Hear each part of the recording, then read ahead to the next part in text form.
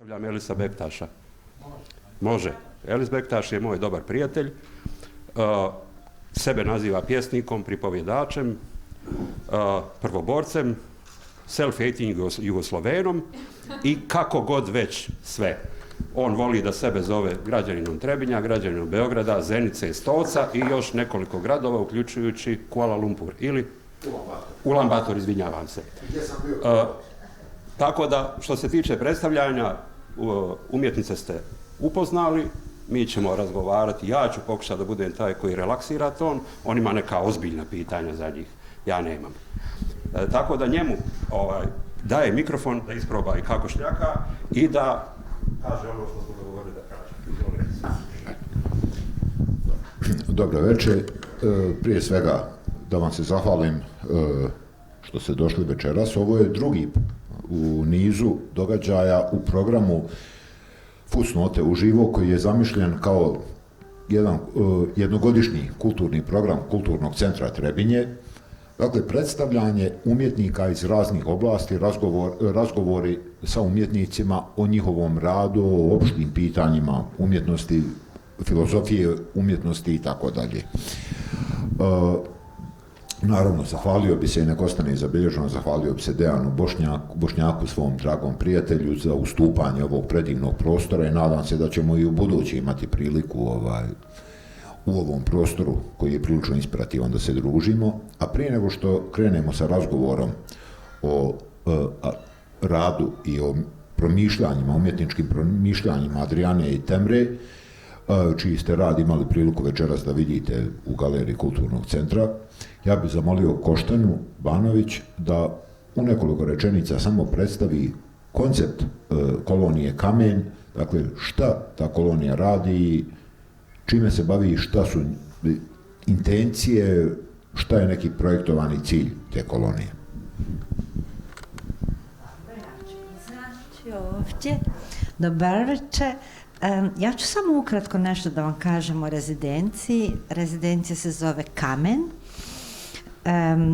Ideja rezidencije je da umjetnici sa svih strana, znači internacionalni i lokalni, provedu jedan dio u rezidenciji koji je obično 2 mjeseca i u tom periodu su u stvari slobodni da rade, istražuju, da se koncentrišu, odnosno fokusiraju ili na produkciju ili na neku vrstu researcha koji imaju. Većina umjetnika aplicira sa projektom. Važno je da u projektu koji predstave, na kojem apliciraju, da u stvari objasne u kratkim crtama projekat koji bi željeli ovdje da rade, jer svaki umjetnik u stvari treba da ima motivaciju zašto dolazi baš u ovo područje i šta u stvari želi na ovoj lokaciji. Znači, to nije samo neko prebivalište gdje ljudi samo prenesu svoj atelje, svoj studio, na primjer, iz svog grada negdje drugdje i rade jednostavno potpuno isti posao. Rezidencija daje mogućnost umjetnicima da se upoznaju sa umjetnicima koji su u toj istoj grupi, u tom istom vremenu u rezidenciji, da se upoznaju sa lokalnim stanovništvom, profesionalcima, organizacijama i da na taj način u stvari stvore projekat. Ideja je da se stvari spoje sa različitim disciplinama i sa različitim, znači, mogućnostima ili individualcima ili organizacijama, i tako u stvari da dođe do neke vrste interdisciplinarnih projekata. Ja potpuno vjerujem u to da je jako dobro da se umjetnost angažuje u raznim, u stvari, poljima i disciplinama, zato što je odavno prošlo vrijeme toga da je umjetnost samo neko malo ostrvce koje je u stvari samo za sebe i koje komunicira samo među sobom i samo za sebe. Tako da u stvari mi dajemo mogućnost umjetnicima da rade, stimulišemo ih da se upoznaju, da stvaraju kontakte, da naprave prezentaciju ako to žele. Međutim, rezidencija nije fokusirana samo na proizvodnju, tako da umjetnik koji dođe može slobodno u tom periodu da u stvari reflektira o svom radu, odnosno počne projekat koji ne treba da se završi, možda nekad u budućnosti će negdje i da se završi. Ja mislim da je to sve. Naše ime je Kamen umjetnička rezidencija, u stvari na engleskom. Možete nas pratiti na Instagramu, većinom na Facebooku. Pogledajte našu web stranicu, tamo je sve objašnjeno. Mislim da je ovo sasvim dovoljno. Hvala vam. Hvala Koštana. Mi smo se dogovorili da ja počnem sa pitanjem. Da li će se nadovezati neko od vas? Hvala. Zbog problema u komunikaciji. Ja ću pitanja postavljati na engleskom, one će odgovarati na engleskom. Nadam se da ćemo razumijeti moj tarzanski engleski i njihov koji je naravno bolji, ali kakvi smo, šta da radimo. So, did you understand what I said? Yeah, thank you. My first question would be, and you decide who will answer, would be, what is the difference between working at your usual habitat, being that a studio, flat that you live, or communal space or whatever, and the residence when you take you from your usual place to some other, which is at start a bit strange. Work, as I think, work of art is something that you cannot separate from your usual life. So the question is, how do you feel that change in habitat where you work and live? Who will? Adriana? For me, when I reflect on any time I do residency, it feels like moment of like break or like transformation. Like in New York, every day I'm just doing this thing, that thing, going to the studio. Like often, like in New York, I have to work all the time, so it's also just my mind is consumed with million things. So I've usually found either at Kammen or like when I have changed a different environment in the past, it's always just felt like it's a break. Like suddenly something new opens, I don't know what it is, and then afterwards I look back and I'm like, oh, this strange thing happened that wouldn't ordinarily have happened. In a positive or in a negative way? That break? Always in a positive, I have to say. So far, yeah. Okay, thank you. Okay. Adriana, I typed the question because it's a little bit more complex. So don't mind. I'm going to read it. As we come to the issue of identity, we actually approach the question of the presence of human being in the world, not only as a space of existence, but as a philosophical space as well. Identity can be both burden and useful tool. In what extent your art relates and utilizes your pursuit for the answer of the question of the identity, and in what extent your artistic work contributes to your identity as a chosen concept, or in other words, in what extent that work may be shielded against imposed and externally constructed identities. May I answer both of these questions in saying that for me, in my practice, I'm interested more in like how it can be an obfuscation of an identity or be an opacity or like sort of a transformation of identity, that it doesn't become a singular thing. Like, I am an artist from this place, this is me, but rather looking at all the different ways that identity can be concealed. Because maybe for me, identity is not a primary interest, but I am very interested in, how things can be obscured and concealed and become different other things. And in that, there is a relation with hiding from identity, not in a way that would be like a scared hiding, but in a way that wants to put other mysterious layers around it.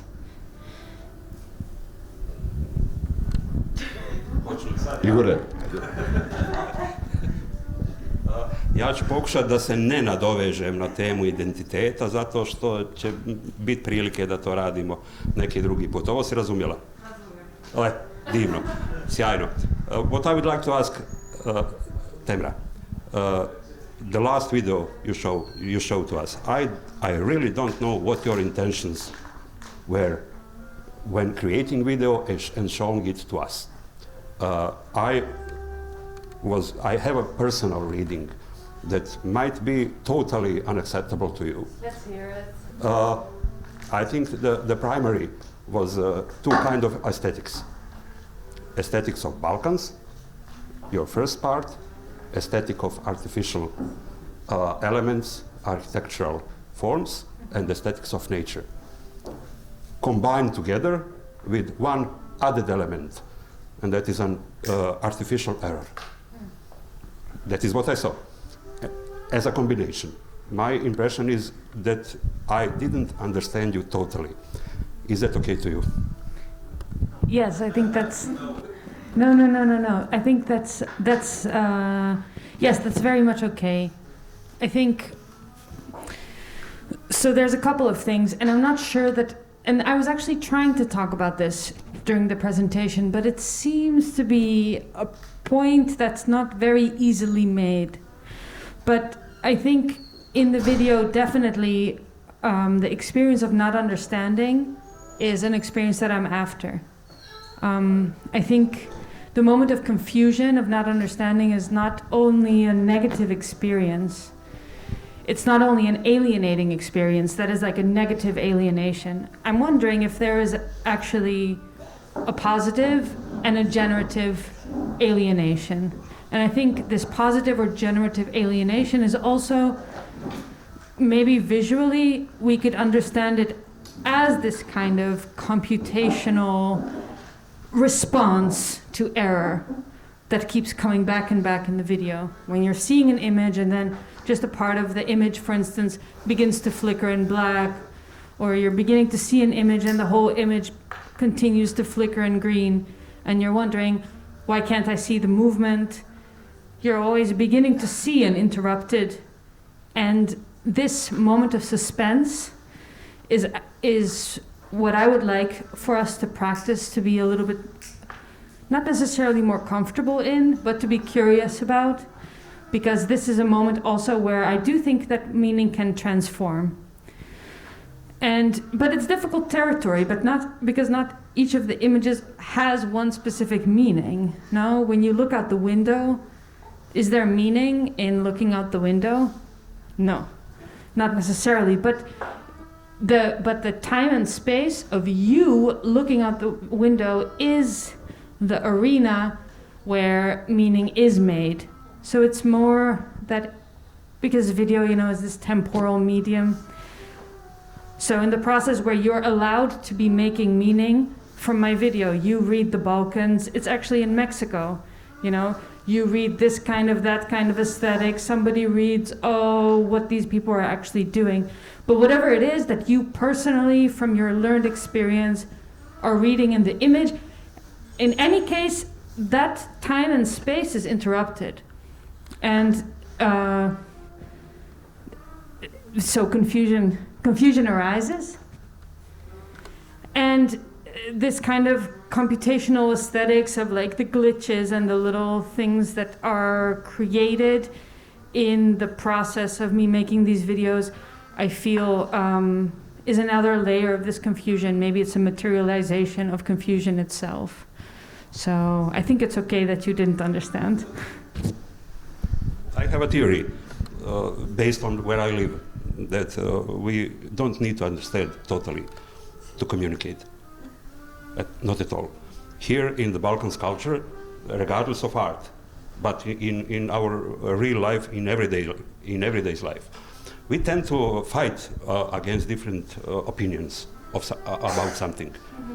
I have a theory that we can sit at the same table talking about some subject, think totally different, and say goodbye to each other 5 minutes later. That is what I ask the question. Not regarding only the art, but the art of living here. Thank you. Thank you for your answer. Okay, Tamara, let's stay a little bit longer with the question of meaning. You said that the title of one of your videos doesn't need to have any meaning. Is it actually possible for any entity, even for the title of a video clip, whether it exists in reality or in mind only, to be without any meaning, or the absence of meaning only means that respective meaning is just still obscured, undiscovered, and waiting to be found and explained? Yeah, thank you for this beautiful question. Well, just to the first part, I think, so you're saying, is it possible for any entity to not have a meaning? And I think that we can say that the notion of being an entity in itself is already a notion of actual meaning. But it always depends in these kind of philosophies and theories, like how we define the words that we're speaking in, because exactly like you were saying, you know, language is such a slippery thing, and it's just this infrastructure we share, and we think we mean the same thing, but maybe we totally don't. But what I understand to be an entity is somehow a collection of things that are bound into one, right? And that's this philosophy of subjectivity or identity or individuation or being a body or being an organism. And the more and more I think about meaning, like really meaning, the more and more I tend to think about meaning as a similar type of somehow web of multiple things at the same time. Because like, let's take an example of any meaning. Like this means that it's dangerous and I must get out of here. You know, that meaning is already a webbing of so many multiple things.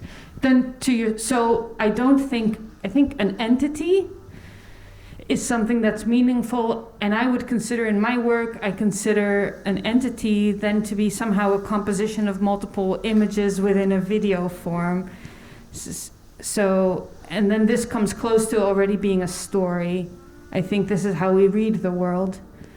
The moment that we begin to connect multiple things, either we need causality or we need temporality, right? We begin to tell a story, and this is how we make meaning. But what the meaning is made out of, right, this is what I'm trying to understand with these kind of more abstract images that I make. Because it is possible to actually encounter things that don't totally mean anything and that are free of meaning and that do not need to be seen within a hermeneutics, that do not need to be seen as representative. And this is what I'm investigating. So. Thank you for a prompt and wonderful answer, and I'll dare to resume that the biggest danger for meaning, concept of meaning, lies in simplification and explanation. So that's what we have to avoid if we are in pursuit of a real meaning of things. So, Igor? Igor sad može jedino da ispadne glup, jel? kad me ovako fino pripreme i daju mi mikrofon. So not to make stupid of myself, I would go back a step and ask Adriana a similar question that the one I asked you. And it is again about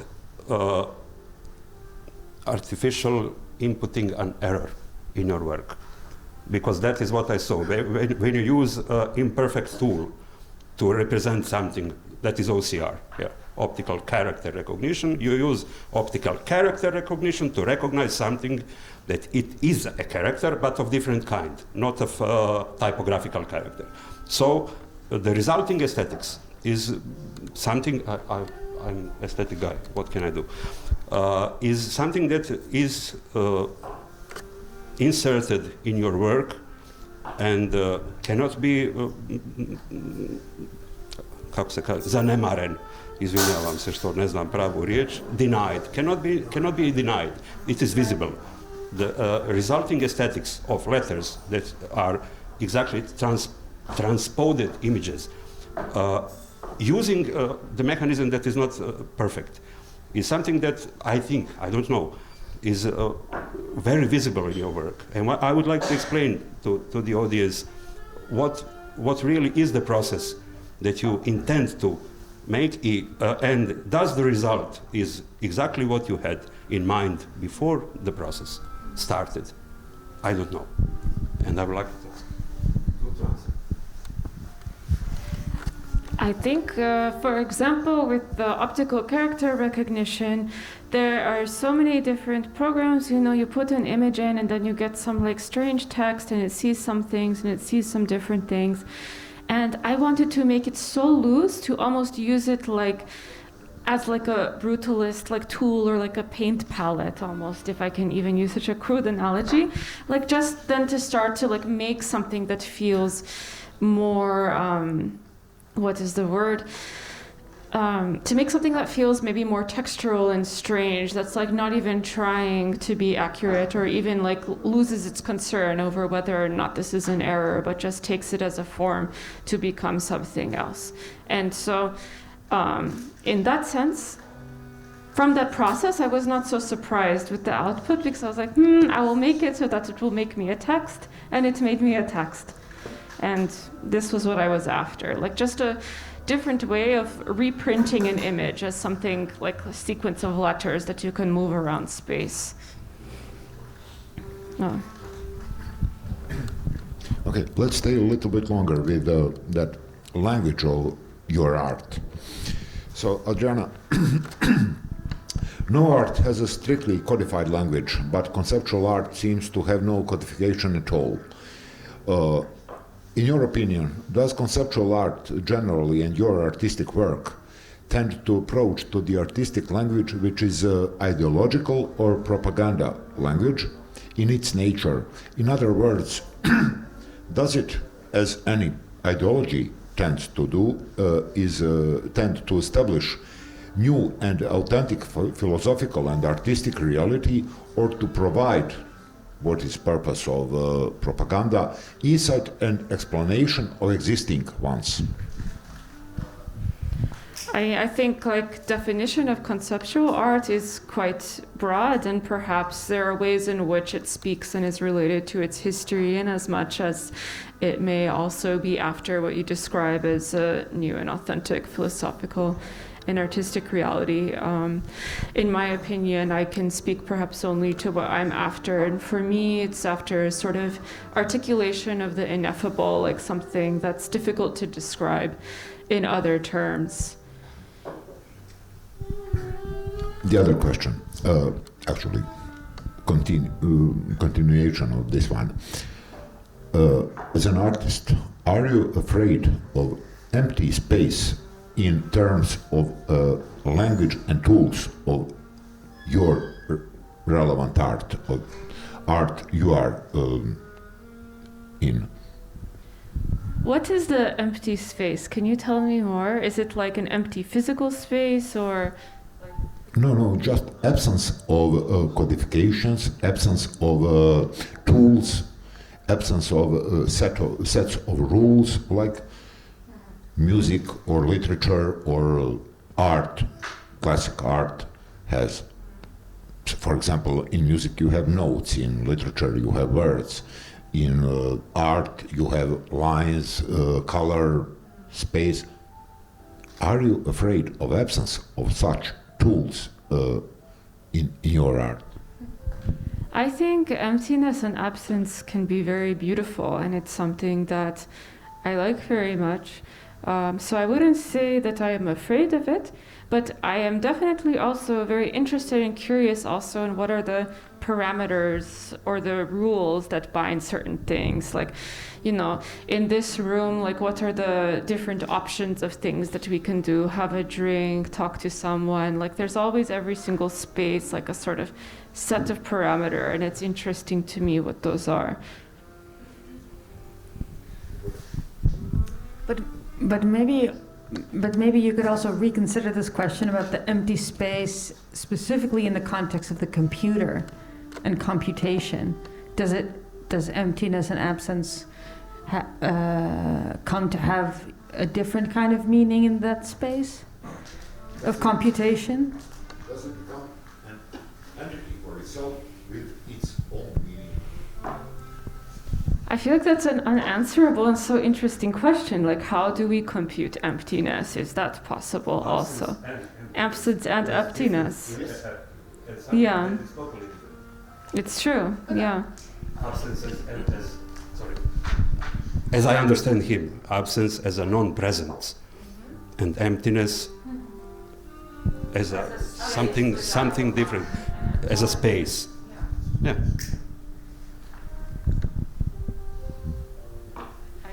Because no, I'm just wondering, because I feel like just looking at your work, how there is, you know, you build up a syntax and a logic that is quite not so easy for the viewer to see upon first glance, right? You have to kind of spend some time with your images and letters and with the programs to then learn, like, there's a logic there. But often the logic is completely arbitrary because it's computed. Somewhere, like a couple steps down, it's just a decision written in the code that kind of floats on this like unnecessariness, right? And I feel like this is something that computation specifically shows us, that there is like a bottom line, and that bottom line is kind of the capacity of, like, for instance, you say amount of choices that there are, or just this arbitrary decision made in the code. Like you say, image, letter, this language, these images from this database. Like they're all somehow these like restricted containers, and then computation comes. I feel like there is this like emptiness in terms of like unnecessariness or something. I don't know what is so arbitrary, because everything is actually, to me, the opposite. That everything in computation has to be defined. You have to say, these are the parameters. You have to say, this is what will happen. So in fact, like, for me, like, so much of what seems arbitrary is in fact, like, at some point decided by someone. For movement to come about, you need it. Yeah, someone needs to do something. All these things that seem to like arise, like someone has written some rule. Yeah. Ellis and I made a great success in make you do the conversation without us. we made an intro just for you. Ono što bi ja zaista htio da mislim da je, jesmo li mi negdje... On ima još jedno pitanje. Razmislite da se uključite, molim vas, u razgovor kako god znate i umijete. Mikrofon je vaš ili naš?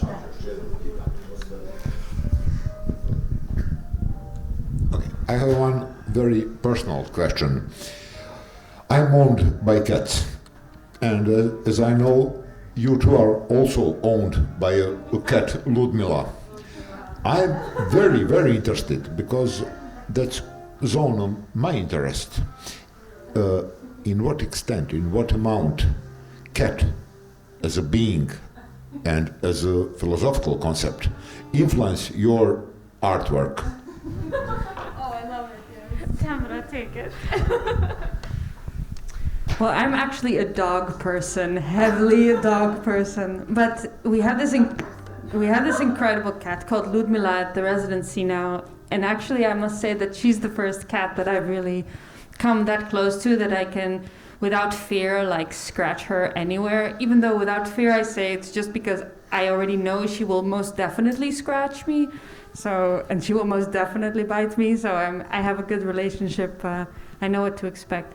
But I think, yes, I'm quite inspired by the cat. Mostly by, I think, how she moves. Like she can like jump on and off a table. You know, she can like jump from inside and like not inside a tree. And I think that those kinds of extreme movements are one of the things that I've been extremely inspired by. Also, I mean, she's, yes, mostly her movements, I think. There's a difference in time between walking and jumping. Yeah, like I remember we were talking a lot about time, and also your interest in qualitative time, which I find so interesting, and how, Ludmila, just the way that she moves, and any cat really, like, it's so extreme, like from super fast to super slow, so still you don't see them, and suddenly they've zipped to another place. It is very striking. That's the reason I asked that question, because cat is the only form of life which provides you both pet and wild animal in a single form. So it can be very inspiring for art, because art both has to be both pet, something domesticated, and something wild. Dobro, mi smo ovaj dio završili. Ja bi sada volio, pretpostavljam da vas nismo previše udavili, ugnjavili, obeshrabrili. Valjda neko ima da postavi neko pitanje ili da se uključi da kaže svoje mišljenje, primjedbu, da nas naruži, bilo šta.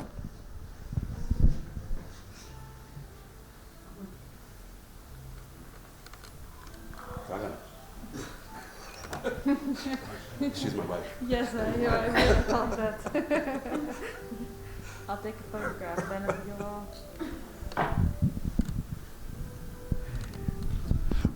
Dobro, nećemo insistirati, nećemo iznuđivati pitanja. Obično se odgovori iznuđuju. Ništa, u tom slučaju ja bih da vam zahvalim za dolazak večeras. Nadam se da ste uživali. Koliko god ovaj razgovor bio lepršav, skakutav, nesistematičan, ja lično nalazim da je bio itekako inspirativan i da je otvorio neke, barem meni lično, neke nove prostore promišljanja o umjetnosti, filozofiji umjetnosti. Koliko to ima primjene u praktičnom svijetu koji nas sve prije svega zanima, ne znam, ali isto tako znam da ovaj praktični svijet u kojem obitavamo, kojim se bavimo, očito nije baš krenuo najsretnijim putem, pa možda ne bi bilo zgoreg malo se pozabaviti ponekad i razmišljanjima o umjetnosti i sličnim incidentima u pojavi zvanoj život i svijet. Hvala.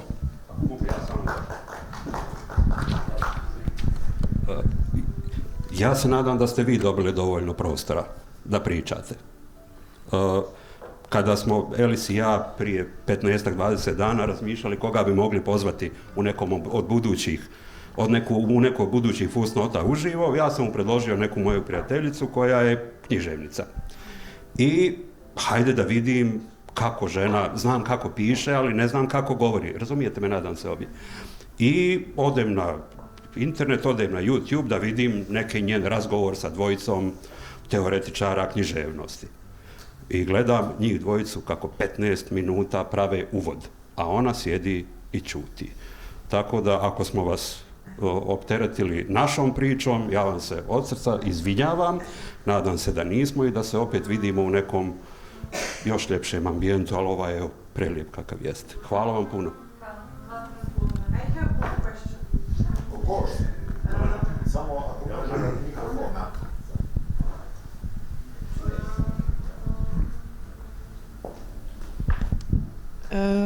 So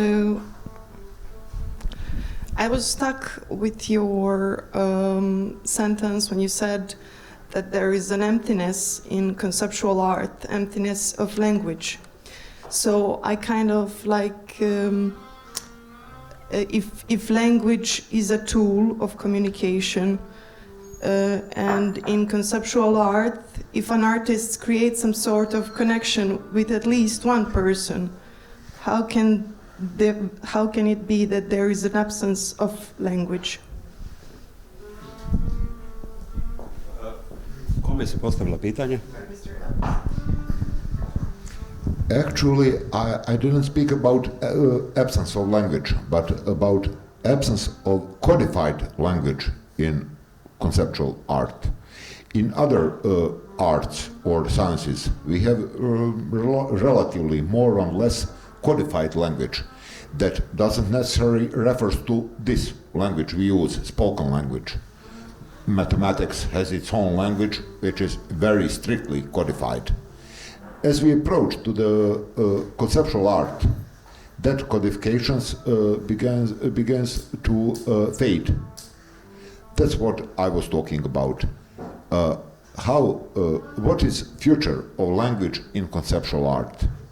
Is conceptual art or contemporary art? Conceptual, not contemporary. because contemporary art can be also literature. So that's, yeah, multimedia art that integrates various techniques and forms. So it's not about absence of language, but absence of codified language. So can we say that actually the current conceptual artist is some sort of teacher who teaches us and who creates actually some sort of new code? Actually not a teacher, but I would rather say a pioneer, explorer that goes forward and explore undiscovered parts of the world.